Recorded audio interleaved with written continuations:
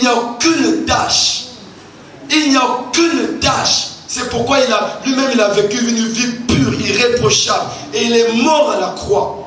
Et nous allons plaisanter. Tu vas garder ton péché. Tu vas garder ton péché. Mais dis-toi bien, quand Jésus viendra, c'est elle, il ne prendra pas. Il ne plaisante pas. Vous savez, vous voyez dans les films, ou bien les dessins comme Cendrillon, le prince ne prend pas une vilaine femme. N'est-ce pas? Le prince prend une femme qui est un peu de son même rang. Et si l'Église est la femme de Christ, comment imaginez-vous que Christ, dans sa sainteté, va prendre une église qui vit dans le péché? Cette église n'est pas de son rang. Cette église, ce n'est pas une église d'un prince. Si le prince est beau, la princesse est belle. Si le prince est saint, l'église doit être sainte. Parce que quand les anges, parce que dans les dessins de Cendrillon, quand vous voyez ceux qui sont du ils sont fascinés par voir la beauté de la fille. Mais vous pensez que l'ange va être impressionné par ta sainteté? Lui déjà il est saint. Tu tolères le mensonge et l'ange lui va être impressionné par ta sainteté. Que l'ange te regarde et dit waouh, elle est belle. Vous pensez que la beauté c'est la beauté physique? C'est pas la beauté physique, c'est Christ en nous, le caractère de Christ. L'ange n'a pas trop le caractère de Christ, mais il voit Christ en toi. Il dit waouh. Un ange saint voit, il dit waouh, parce qu'il voit le caractère de Christ en toi. Et nous plaisantons avec ces choses. Et nous plaisantons avec ces choses. Et nous nous amusons avec ces choses. Alors que Dieu, lui, ne s'amuse pas. À la croix, il a permis que son fils meure parce qu'il voulait accomplir une œuvre. Le sacrifice de Jésus nous donne tout. Je refuse de croire qu'il y a des frères qui vont me dire, frère, car je n'arrive pas à sortir de ce mensonge, je n'arrive pas. Non, non, non. Sinon, la phrase de Jésus-Christ, tout est accompli, n'a pas de sens. Dans le sacrifice, il y a toute la providence dont tu as besoin pour vivre ta vie chrétienne.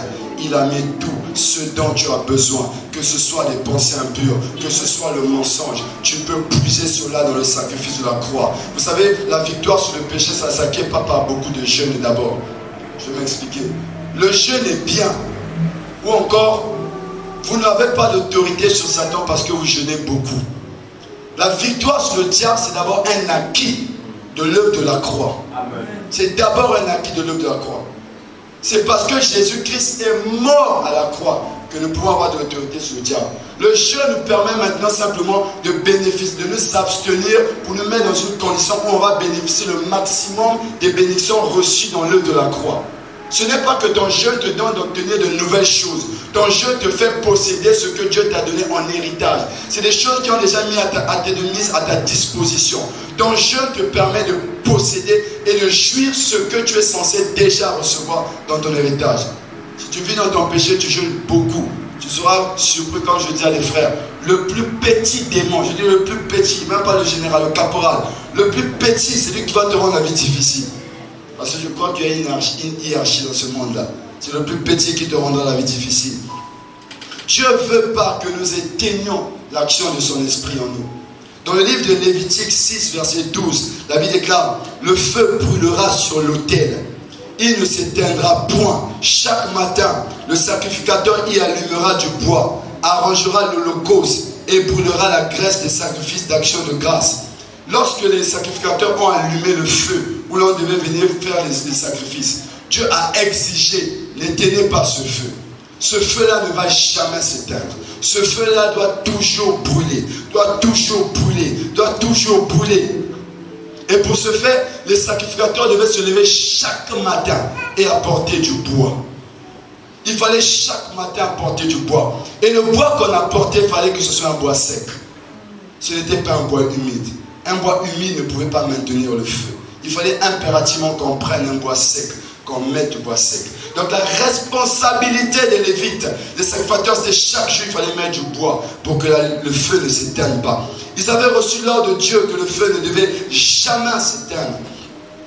Jamais s'éteindre. Frères, sœurs, lorsque dans ta vie de tous les jours, Jésus dit, je n'ai pas le verset, je ne l'ai pas mis dans mes notes, mais un verset, Jésus dit, s'ils ont persécuté le bois humide, à plus forte raison les bois secs, il appelle ses disciples les bois secs. Lorsqu'un homme se consacre, lorsque l'homme se dépouille de la chair, lorsqu'un homme se dépouille du péché, lorsqu'un homme se dépouille du mensonge, lorsque le veillant meurt, lorsqu'un homme tue son moi, il devient sec. Il devient sec. Et il n'y a plus rien pour que le Saint-Esprit soit dans l'incapacité de le consumer. Il n'y a plus rien pour que le Saint-Esprit l'utilise. Parce que le péché est parti. Tout ce qui fait obstacle au feu est parti. Tout ce qui empêche au feu de brûler est parti. Parce que lorsque vous allumez, vous mettez un bois humide, le feu ne peut pas brûler. Le bois de l'humidité. Mais lorsqu'on est un bois sec, le feu consume le bois. Lorsque tu te dépouilles du vieil homme, lorsque tu meurs à toi-même, lorsqu'il n'y a plus de vie sur un bois, le bois finit par devenir sec. Couper une branche d'un arbre, lorsqu'elle n'a plus de vie, elle devient sec. Lorsque le vieil homme meurt, lorsque le moi meurt, lorsqu'on crucifie le moi, lorsqu'on met la désobéissance à côté, lorsqu'on se livre à Dieu, lorsqu'on cherche le Seigneur, on devient sec. Il n'y a plus aucune chose qui peut empêcher au Saint-Esprit de consumer. De consumer. Le meilleur antidote, je le dis à des frères, le meilleur antidote pour une nation ou une église qui connaît une chute, c'est un nom. C'est un nom.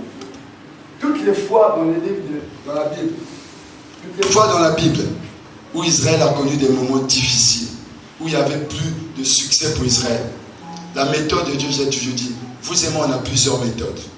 Pour gagner les âmes, on a des méthodes. On va faire ça, on va faire ça, on va faire ça. Dieu n'a pas de méthode. La méthode de Dieu, c'est un homme. Un homme qui est disposé. Ça, c'est la méthode de Dieu. Il veut finir avec Satan, il cherche juste un homme. C'est la méthode de Dieu. La méthode de Dieu. Pour délivrer des nations, la méthode de Dieu, c'est je cherche un homme.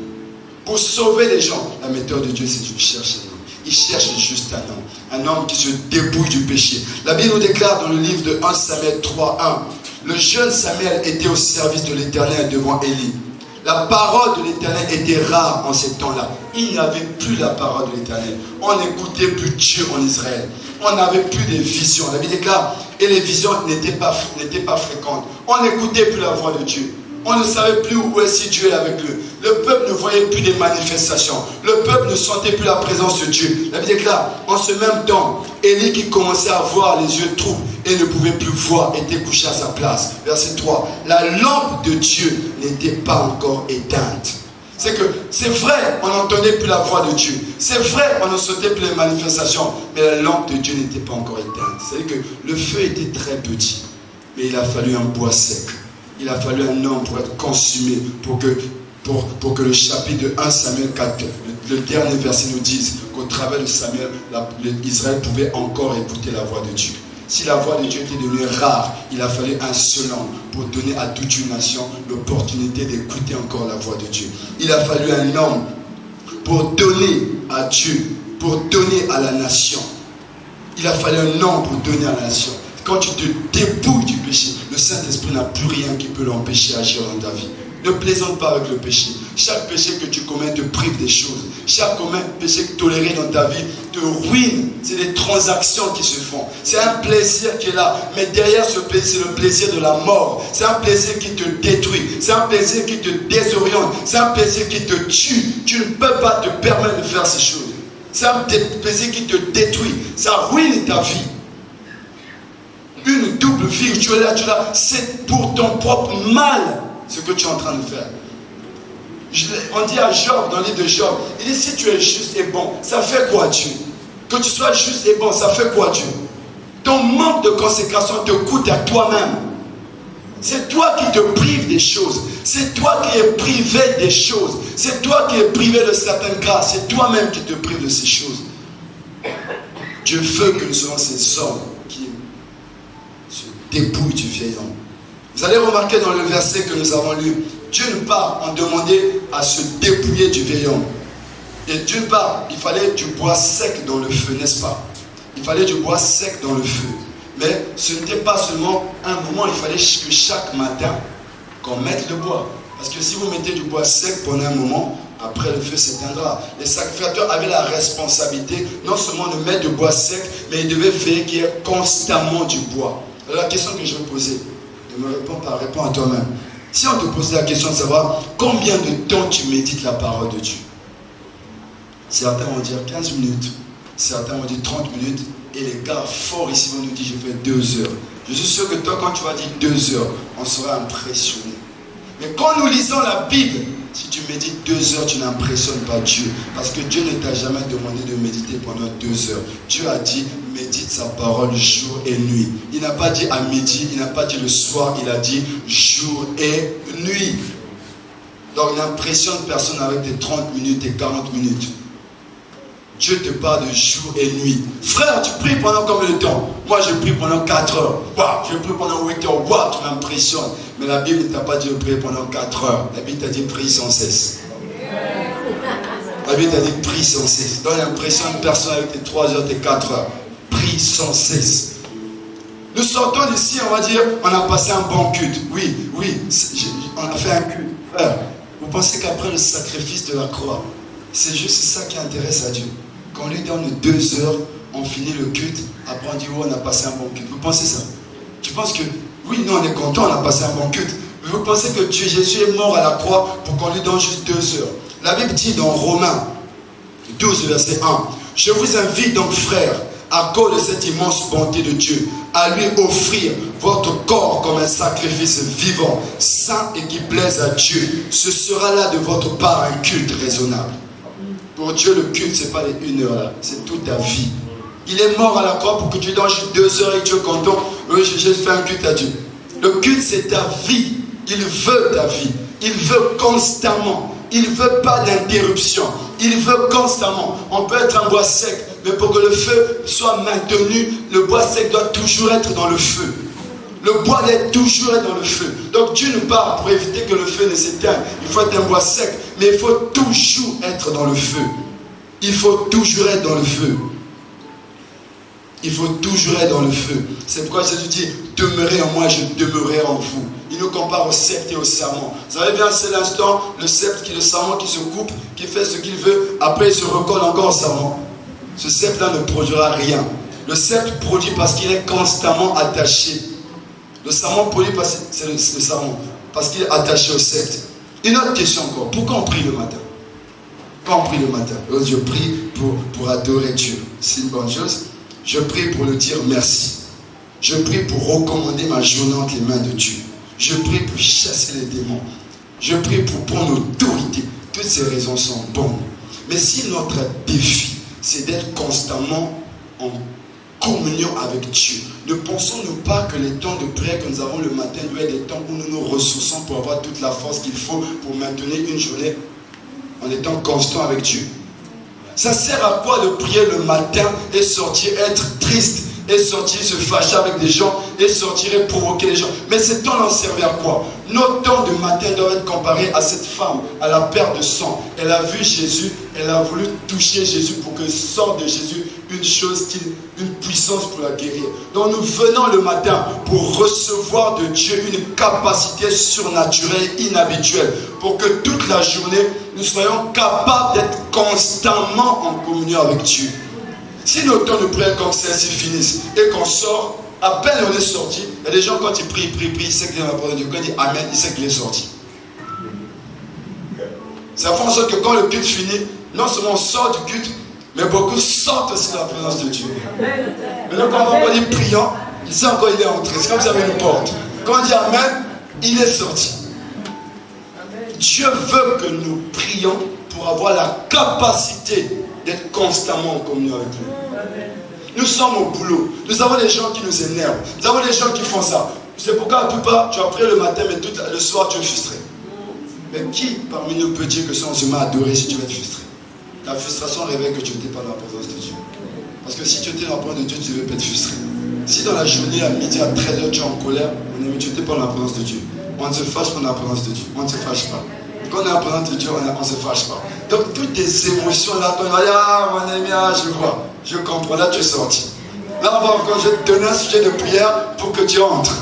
Mais quand on va finir, je ne vais pas dire Amen. Parce que toi, quand on te dit Amen, tu penses que tu es sorti. On va rester là. Vous allez voir, dans notre vie de tous les jours, je prends un exemple. Si on est là, je prends une personne, je dis frère, est-ce que tu peux nous conduire la prière? Il ne va pas tarder. Il va se lever, il va monter là, il va commencer à conduire.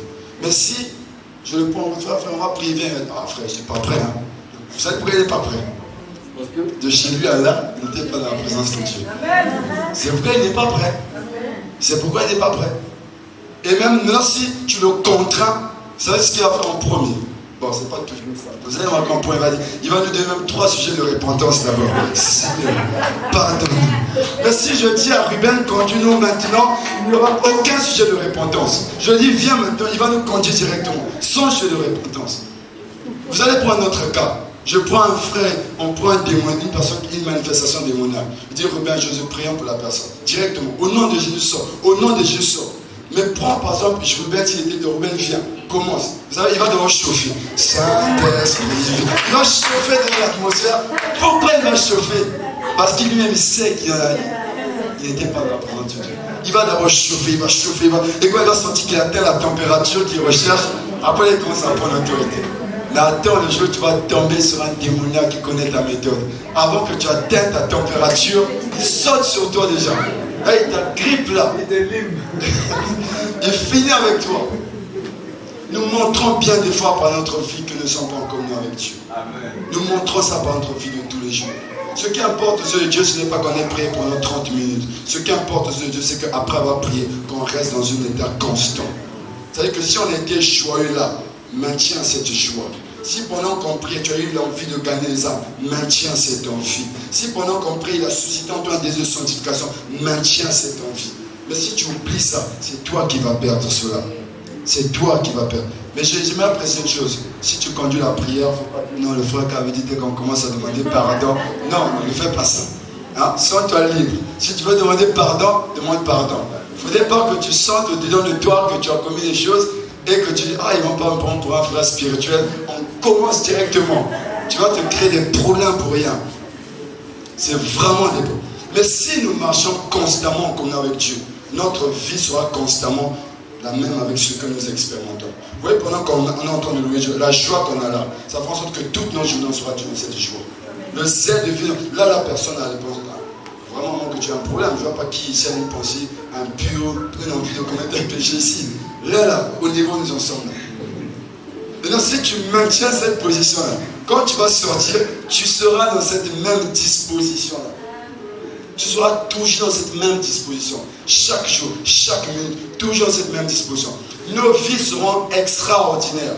On va vivre la vie qu'a vécu les apôtres avec Jésus, où tous les jours il y a le miracle, où tous les jours il y a des choses qui se passent. Frère, les miracles, il ne faut pas préparer ça. Les miracles devraient être quelque chose de tous les jours. Tu te lèves le matin, tu ne savais pas qu'il y a un miracle de se passer à 15h, mais ça s'est passé. Pourquoi nous expérimentons très souvent les miracles rarement? C'est parce que les miracles, pour la plupart, c'est à la veille des grands programmes, des conventions, tout ça. Parce qu'à la veille des conventions, on jeûne, et quand on vient, on voit ça. Mais si on était constamment en communion avec Dieu, mais les miracles, on devait constamment voir, constamment voir. Le fait de constamment marcher avec Dieu, on était intime avec Dieu, nous avons constamment des pensées venant du Seigneur. Où je me mets, Camille se met à parler de moi, parler comme ça, oh le frère. Ce que tu dis là, c'est ça, je ne savais pas pour moi, je ne savais pas. Il est juste en train de parler. Pendant que l'autre est en train d'attendre sa prophétie, que la l'onction descend, l'onction prophétique descend, le gars il est juste intime à Dieu. Ce qu'il dit, c'est son intimité a commencé, ses pensées ont commencé à se confondre avec celles de Dieu. Quand il pense à quelque chose, il ne sait pas que c'est les pensées de Dieu. Il parle comme ça, c'est des choses qui s'accomplissent, juste en raison de sa proximité avec Dieu. Il est constamment avec Dieu. Le gars qui attend l'onction prophétique, il est là, il attend. Vous savez que si moi je suis intime à toi, on est intime. Ça veut dire que quand tu veux donner un message, si c'est une prophétie comme ce soit, avant que, il faut prendre le temps de donner, on envoie le message. Mais avant que le message, alors moi qui suis là, je reçois dire le message. Je reçois le message. La proximité avec Dieu va rendre nos vies heureuses. Nous allons vivre des vies particulières. Je crois que nous allons vivre des vies glorieuses. Là, vous avez expérimenté ça bien des fois. Vous adorez, vous dites, ouais, la présence de Dieu est douce. Mais si tu restes constant dans cet état, mais toute ta journée sera comme ça. C'est pourquoi je pense que les chrétiens, en tant que chrétiens, nous ne devrions même pas vivre dans la tristesse. Parce que la Bible dit que le Saint-Esprit nous a été donné comme gage de notre héritage. Dans d'autres versions, on dit c'est un avant-goût du ciel. C'est-à-dire que le Saint-Esprit en moi me donne déjà sur la terre d'avoir une idée de ce que c'est que le ciel est. Donc même quand tu m'énerves là, c'est pas mon problème. Hein? C'est pas mon problème. Il y a de la joie qui est là, de la joie qui est dans mon cœur. Frère, c'est pourquoi il y a des gens qui ont comme la télécommande de votre vie. Genre, tu viens là, je dis, moi je vais l'énerver. Tac, tu étais content, je pose les nerfs, tu te mets en colère. Mais quand on est constamment dans la présence de Dieu, ces choses-là partiront. Dieu veut vraiment faire des choses avec nous. Mais nous devons être constamment dans la présence de Dieu. Nous devons renoncer à certaines choses. Et nous devons nous donner constamment à Dieu. Les temps sont mauvais. Les temps sont extrêmement mauvais. J'ai une forte conviction que s'il est vrai que le péché augmente, Dieu aussi est en train de susciter des hommes. S'il est vrai que le péché est en train de prendre de l'ampleur, dites-vous qu'il y a des gens aussi qui vont détester le péché à la même mesure. S'il est vrai que le diable agit, il y a des gens aussi qui vont donner au diable des maux de tête, qui vont rendre au diable la vie difficile. Des gens qui veulent faire beaucoup pour leur Dieu. Parce qu'il a dit dans les derniers temps, voilà le péché, voilà ça. Mais dans les mêmes derniers temps, il dit, je répandrai mon esprit. Frères, sœurs, Dieu t'aurait envoyé à la terre dans l'époque de Moïse. Mais il sait que non, toi tu n'es pas fait pour cette époque-là. Toi tu es fait pour la dernière minute. Toi tu es fait quand Satan fait sortir tous ses armes. C'est toi. Il dit, toi je t'ai construit pour ces moments-là. Quand vous avez un 4x4, n'emmenez pas les 4x4. Il y a des voitures qui ne sont pas faites pour certaines routes. Les 4x4 est fait pour certaines routes. C'est que ça là, le 4x4 va terrasser ça. Et Dieu sait que là j'ai des 4x4. J'ai des gens qui peuvent rendre à Satan la vie difficile. Fais ce que tu veux, emmène ces filles, mets-les à moitié nues comme tu veux. Il y a des gens dont je vais remplir le cœur d'une haine du péché comme pas possible. Quand ils voient cela, ça va les énerver même. Et tu vas même perdre tes âmes encore. Non seulement tu les envoies pour séduire, mais tu vas les perdre. Parce que c'est les gens qui veulent de Dieu. Cherche Dieu, frère. Cherche Dieu, ce n'est pas une question d'âge. Rentre dans la présence de Dieu. Donne-toi des programmes de jeûne et prière. Ne laisse pas une semaine passer sans jeûner ne fût-ce qu'un jour. Isole-toi avec le Seigneur. Jésus priait avec ses disciples, mais il priait aussi seul. Il est temps pour toi de prendre aussi ta vie de prière. Il est temps pour toi de chercher Dieu. Il est temps pour toi de dire, je me resterai avec mon Dieu. Il a fait trop de choses pour toi. Il est mort à la croix pour toi. Il veut beaucoup de toi. Je finis simplement par deux phrases. Vous savez, bon, ça peut être deux longues phrases. Hein. Vous savez, on peut être quelque part. Hein? On peut être quelque part. On peut être quelque part là. Vous voyez une personne. Et le Seigneur lui-même, dans sa souveraineté, il connaît chacun. Il nous connaît chacun. C'est bien quand vous êtes quelque part, on a mis par exemple 10 000. Et quand vous arrivez, vous prenez 10 000. On dit, monsieur, vous avez pris qu'on dit, j'ai pris 10 000. Mais c'est mauvais quand il y a 1 million. Et que dans les 1 million qui vous appartient, vous ne prenez que 10 000. Quand logiquement vous êtes censé posséder plus et que vous prenez moins, c'est un problème. Notre union avec Jésus nous donne le droit de posséder beaucoup. Beaucoup. Beaucoup. Et je ne pense pas que Dieu se plaît de nous voir ne prendre que des miettes. Il est mort à la croix pour nous donner en héritage beaucoup de choses. Mais ce qu'il veut simplement, c'est que nous révoltons. La seule différence au milieu des croyants, c'est la soif. La soif de se donner à Dieu. La soif de se laisser consumer par Dieu. Ta vie doit faire la différence. Je ne parle pas de YouTube. Si vous pensez que quand on dit ta vie va faire la différence, c'est que dans 2 ans, on va te voir dans YouTube. Je ne parle pas de ça. La Bible dit que Dieu nous a créés en Jésus pour pratiquer les œuvres qu'il a préparées d'avance. Je parle que ta consécration, Dieu t'emmène à faire tout ce que Dieu a destiné pour toi. Amen. Parce que certaines personnes, je dis à certains frères ici, frère, ne rêvez pas la chair, là, ne rêvez pas ça. Ne rêvez pas ça, vous allez mourir, ne rêvez pas ça.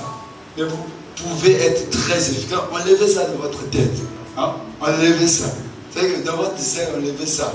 Ne priez même pas pour ça. Cherchez Dieu, jeûnez. Ne priez pas, Seigneur, le jour que tu vas me donner. Le jour que tu vas me donner ça. Très jeune dans la foi, j'ai eu une expérience comme ça. Le Seigneur m'avait donné un message, un beau message. Et je voulais balancer ça de frère. Donc je cherchais juste une occasion pour balancer ça. Il y a un ami, quand il vient, il nous a balancé ça. Le terme, c'était disciple.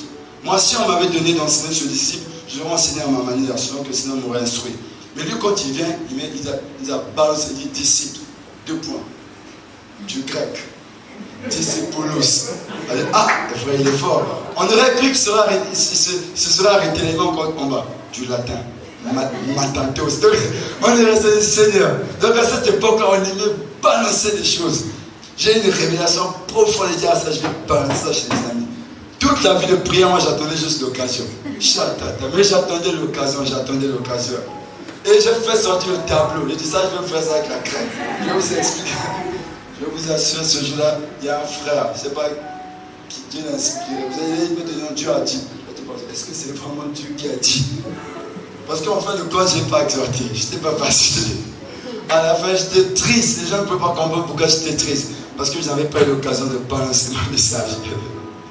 Frère, ce n'est pas une question de balancer. C'est une question de chercher Dieu et de laisser Dieu faire les choses à sa manière. Ne passons pas à côté. Vous êtes jeunes, nous sommes jeunes. Ne passons pas à côté. Ne passons pas à côté. Dieu sait ce qu'il fera. Ces grands hommes de Dieu que nous apprécions, ils ne sont pas ici. C'est nous qui sommes là. Dieu a dit à Moïse, à Josué, Moïse, mon serviteur, est mort. C'est toi. Lève-toi. Billy Graham, ils sont morts. Toutes ces personnes, même s'ils étaient vivants, eux sont aux États-Unis, ils ne sont pas à Dakar. À Dakar, c'est toi qui es là. À Foursquare, c'est toi qui es là. Alors fais ce que tu as à faire. Martial ne viendra pas ici. C'est toi qui fais. Et même s'il vient ici, peut-être que... Bon, je préfère m'abstenir. Mais c'est un terrain. C'est un terrain. Paul a dit, celui qui a fait de Pierre la peau des circoncis a fait de moi la peau des incirconcis. C'est un terrain. Prends cela en considération. Je veux que tu prennes des résolutions personnelles. Tu t'es engagé envers Dieu et non envers un homme. Tu t'es engagé envers Dieu. Aspire, veux aller loin avec ton Dieu. Cherche à faire quelque chose avec ton Dieu. Cherche à faire quelque chose avec ton Dieu. Donne-toi à ton Dieu. Mets ta foi en ton Dieu. Cherche à aller un peu plus. Cherche à faire un peu plus. Tu es responsable. Cherche à faire la différence. Ce n'est pas de la compétition. Mais dis-toi, si un tel emmené là, moi je vais emmener un peu plus. Fais cela. Tu assumes des responsabilités. Ce n'est pas une concurrence, ce n'est pas une comparaison. Mais dis-toi, si un tel a fait ça, je veux faire plus que ce qu'il a fait. On va se tenir debout. C'est pourquoi nous allons chanter que nos vies soient transformées. Que nous nous engageons. Ce n'est pas Dieu, c'est toi. C'est toi qui refuses de renoncer à ton péché. C'est toi qui refuses de te donner à Dieu. Ce n'est pas un homme, ce n'est pas un homme, c'est toi. C'est toi qui refuses de te donner. C'est toi qui refuses d'avancer avec Dieu. C'est toi qui refuses de chercher Dieu. C'est toi qui refuses de mettre des programmes de prière. C'est toi qui refuses, c'est toi, c'est pas Dieu. Dieu veut que tu maintiennes cette flamme. Dieu veut que le feu reste allumé. Dieu veut que ton zèle reste allumé. Dieu veut que ta flamme reste allumée. Dieu veut que ta passion pour lui reste allumée. S'il a mis une passion, avant que cette passion ne régresse, maintiens cette passion pour qu'il l'augmente encore. Mais quand tu ne te donnes pas à Dieu, ça régresse. Et quand tu reviens encore, il redonne encore, tu régresses, alors que tu aurais pu aller plus. L'apôtre Paul dit, vous qui êtes encore des enfants, alors que vous aurez dû être des maîtres, des grands. Je voulais qu'on chante encore le chant que nous avons chanté.